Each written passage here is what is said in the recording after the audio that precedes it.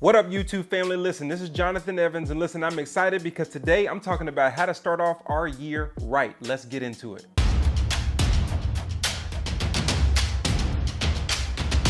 Okay, listen, every year I want to start off my year right. I want to make sure with all of the goals and all the New Year's resolutions that people have, we want to lose weight. We want to make more money. We want to make sure our family is good. We want to make sure that we reach our goals. We got business goals. We got ideas. We got all of these things that we come into the new year that are important to us. But the most important thing with all of that is starting the new year with God, because he's the one who brings those things out. So every new year I start with fasting and prayer, because a lot of people will skip the blesser, but they want the blessing. A lot of people are going forward to all of their ideas, but they're forgetting the one who's going to position them for those things. They're forgetting the one who opens the doors. They're forgetting the one who helps them walk through them. They're forgetting the one who gives them the talent to do it. They're forgetting the safety that they need to make those things happen. Like, you have to be here in order for your ideas to be here. And so we start the year with fasting and prayer. Every single year of my life, I learned this from my dad and my mom, Dr. Tony and Lois Evans, who always talked about starting your year off with fasting and prayer. Okay, and so it talks about it all throughout the Bible. In the book of Joel, you know about the Daniel fast in the book of Daniel with fruits and vegetables, which is what I'm doing this year. But I want you to start off with God, because how can you experience God if you're not talking to him? How do you know that he's there and not just an ethereal spirit in Never Land if you didn't make a request and make your request known to know that it was him that gave you a specific answer? A lot of people want to experience God, but they have no communication with the God that they want to experience. They want to have a great year, but they have no conversation. They want to make sure that things go right, but they have not even got right with the one who is righteous. And so I want to make sure that we start with fasting and prayer. Now, you can do this in your own way. The way that I'm doing it in 2022 is with the Daniel fast. I've decided we're going fruits and vegetables as a family. Now, listen, this isn't easy because I got my wife, Kanika, who's down with me, but we got 5 kids and they're doing it too, because we want to teach them the same thing that my parents taught me. We want to make sure that they understand, guys, if you want to experience God, make your request known. And we literally wrote it down on a piece of paper. I had my 12-year-old, my 11-year-old J2, my 8-year-old Camden, my 6-year-old, see, I'm thinking right now, my 6-year-old Kyler, and my 3-year-old. She didn't write anything down. She just sat there and made noises. But I want to get them in the practice of writing it down and then praying about it and keeping that piece of paper all year long so that they can see God come through. There are so many things in my life with me and Kanika as we've been married over these last 15 years. When we start off the year with God, we put it down on paper and we pray about those things every single day. We pray about those things every single day. And throughout the year, it's amazing to me, 90% of those things throughout the year, we're able to check off that God answered specifically. And so I want you to experience God in 2022. Because if you're able to experience God in 2022, if you go to the top of the ladder, then everything else underneath that is automatically satisfied. Whether it gets answered the way that you want it, or it just got answered the way that you need it.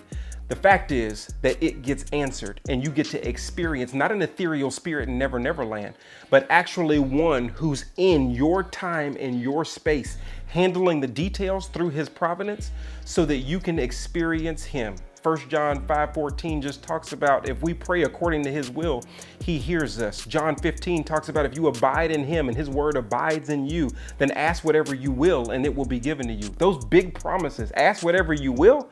Come on now, Jesus. Yes, it will be given to you, because when you're abiding with God, when you start off your year with God and you start off your year with you and your family on your hands and knees and you're giving it to God, and you're experiencing him, you're praying what he already wants to give you because you're riding the same wavelength. That's what abiding is. My mom, she's a tea drinker. She's got that British thing going on because she's from Guyana.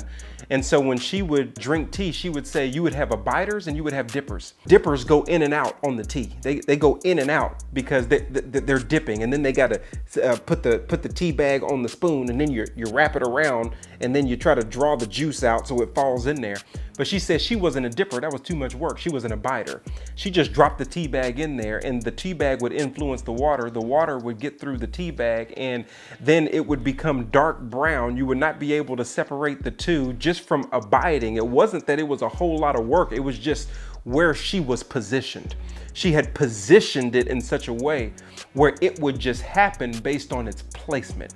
And I want you to understand that abiding with God means that you're sitting in his presence. You're starting off the beginning of the year with your request, with your praise reports, with the things that you want to see happen, how you want to see God move in your family, in your marriage, the things you want to see him turn around from 2021 to 2022, your friendships. There are so many things that we want to do, and we want to start the year with him in the right position so that his word influences us and our word to him gets to experience to us, but also through us.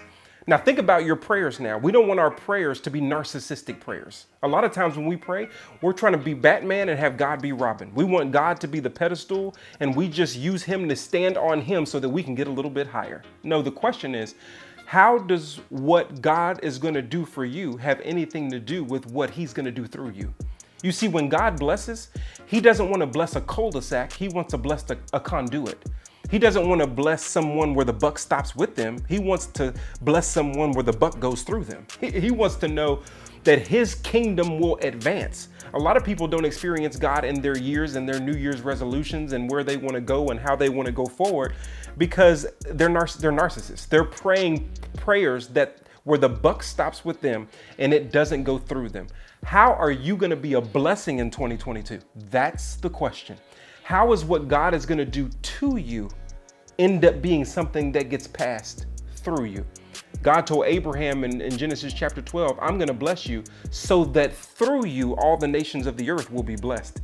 And so we want to start the year right. And I want you to experience God. I want you to experience him who is able to keep you from falling, him who is able to do exceedingly abundantly beyond all that you can ask or think. I want you to experience a better 2022 than 2021 and 2020.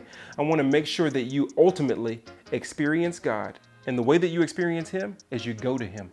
You write it down and then you watch him work through your life so that when people come ask you at the end of 2022, will he do it? You can say confidently, yes, he will. It's not just to you, but it's also through you. So let other people be blessed. Listen, make sure you understand to always be steadfast, unmovable, always abound in the work of the Lord, and know that it will not go in vain. Like, share, subscribe, keep the message going so people can start the year of 2022 off right. Let's go. Until next time. I'll see you soon. It's J.E.